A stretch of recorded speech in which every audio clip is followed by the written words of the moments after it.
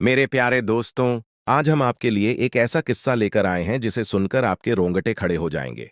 ये एक ऐसी दास्तान है जो आपके दिल को हिलाकर रख देगी। ये कहानी है एक घने और डरावने जंगल की। वही जंगल जहां रात के सन्नाटे में जानवर भी खामोशी से निकल जाई तो अपनी किस्मत मानते हैं। उसी जंगल में एक बूढ़ा बाबा रहता था।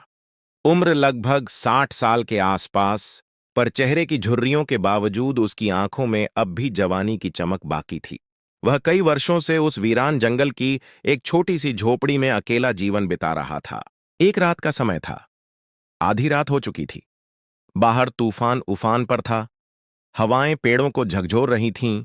बादल गरज रहे थे और बिजली बार बार आसमान को चीर रही थी। बरसात ने हर डाल पत्ती को थरथरा दिया था। उस समय बाबा अपनी झोपड़ी के भीतर बैठे ध्यान और मंत्र जाप कर रहे थे। अचानक दरवाजे पर जोर जोर से दस्तक होने लगी। एक बार नहीं, बार बार, जैसे कोई जान बचाकर वहां पहुंचा हो। बाबा चौंक गए।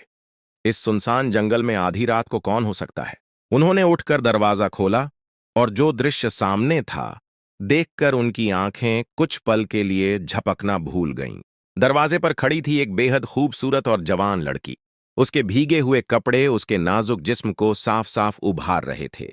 उसका चेहरा डरा हुआ था और उसकी आंखों में ऐसा खौफ झलक रहा था जैसे मौत उसके पीछे दौड़ रही हो।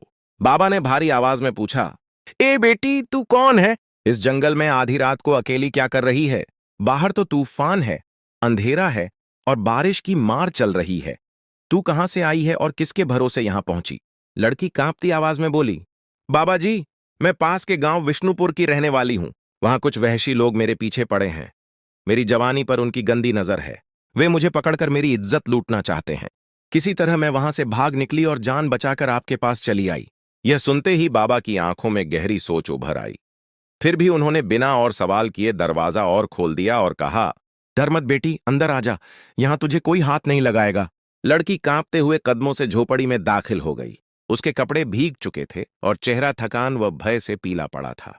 बाबा ने एक पुरानी चादर लाकर उसके कंधों पर डाल दी और कहा, बैठ जा, घबराने की जरूरत नहीं।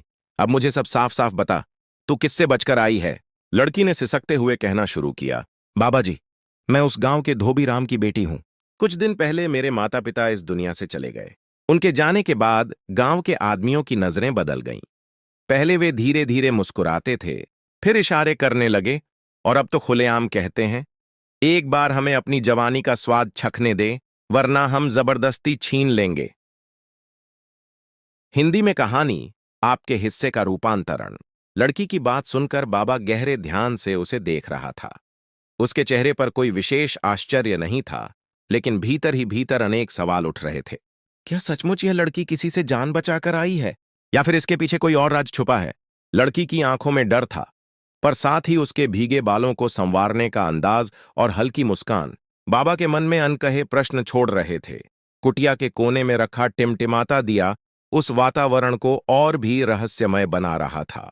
बाबा कई बरसों से अकेले इस वीराने में जी रहा था, लेकिन आज उस सन्नाटे में एक युवती की मौजूदगी ने जैसे उसकी पूरी दुनिया बदल दी थी। लड़की ने धीमे स्वर में कहा, बाबा जी, मुझे बहुत डर लग रहा है। बाहर अंधेरा और तूफान है। क्या मैं आज रात यहीं आपके पास रह सकती हूं? सुबह होते ही चली जाऊंगी। बस मुझे कुछ देर शरण दे दीजिए। बाबा के भीतर जैसे कोई दबा हुआ एहसास अचानक जग उठा। उसकी आंखों की चमक बढ़ गई, होठों पर हल्की मुस्कान आ गई। उसने कहा, डर मत बेटी, यह कुटिया तेरे लिए सुरक्षित है। चाहे बाहर कितना भी तूफान हो, यहां तुझे कोई छू भी नहीं सकता। लड़की धीरे धीरे उठी और कुटिया के कोने में लेट गई। उसकी आंखें भारी थीं और नींद से बोझिल हो चुकी थीं। कुछ ही क्षणों में वह गहरी सांसें लेने लगी। उधर बाबा का मन अशांत हो उठा। वर्षों की तन्हाई उसके भीतर सिर उठाने लगी।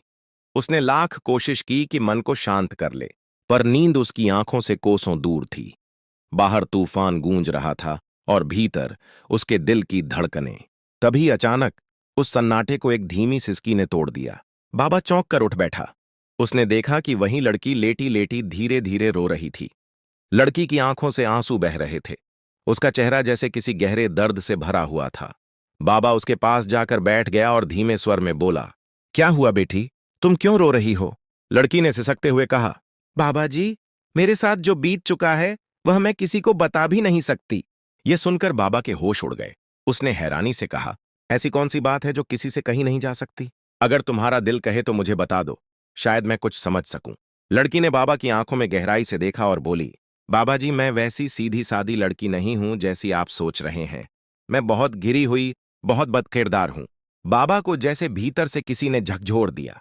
उसने कांपते स्वर में पूछा, कौन हो तुम? क्या कहना चाहती हो? लड़की बोली, मैं कोई साधारण लड़की नहीं हूं बाबा जी, मैं एक भटकती हुई आत्मा हूं। यह सुनते ही बाबा के पैरों तले जमीन खिसक गई। उसका चेहरा पीला पड़ गया और कांपते हुए बोला, क्या? आत्मा? यह कैसे मान लूं मैं? लड़की ने शांत किंतु गंभीर स्वर में कहा, मुझे पता था आप यकीन नहीं करेंगे, इसलिए मैं अपनी पिछली जिंदगी की सच्चाई बताती हूं। फिर उसने अपनी कहानी सुनानी शुरू की। कुछ समय पहले की बात है। मेरे गांव विष्णुपुर में तालाब के किनारे एक विशाल बरगद का पेड़ था। हम गांव की लड़कियां रोज वहीं पानी भरने जाया करती थीं।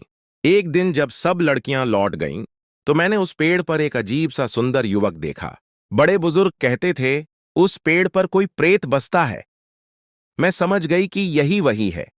वह मुझसे शादी करना चाहता था, पर मैंने साफ मना कर दिया। तब उसने मुझ पर जादू कर दिया और मुझे अपने वश में कर लिया। उसने मेरी इच्छा के विरुद्ध मुझसे विवाह किया, पर वह चाहता था कि मैं खुशी खुशी उसे अपनाऊं। उसने कभी जबरदस्ती नहीं की, पर मैंने उसे सुहागरात में भी अपने पास नहीं आने दिया। इसके बाद वह मुझसे नफरत करने लगा। उसने गुस्से में मुझे बहुत पीटा, जब तक मैं अधमरी न हो गई। आखिरी सांस लेते समय उसने कहा, तू मर जाएगी, लेकिन तेरी आत्मा कभी चैन नहीं पाएगी। जब तक तू किसी बूढ़े आदमी के साथ नहीं होगी, तेरा श्राप कभी समाप्त नहीं होगा। बाबा यह सुनकर सन्न रह गया। उसके दिल में डर का तूफान उठ खड़ा हुआ। वह सोचने लगा, क्या यह लड़की उसी शर्त को पूरा करने के लिए मेरे पास आई है? उसका डर सही साबित हुआ। लड़की ने बाबा का हाथ पकड़ लिया और कांपती आवाज में बोली, बाबा जी, मैं सच कह रही हूं। अगर आप आज रात मेरी मदद नहीं करेंगे तो मेरी आत्मा सदा सदा के लिए इस जंगल में भटकती रहेगी। बाबा का शरीर पसीने से भीग गया। जिसे वह अब तक एक असहाय लड़की समझ रहा था, वही अब खुद को एक भटकती आत्मा बता रही थी।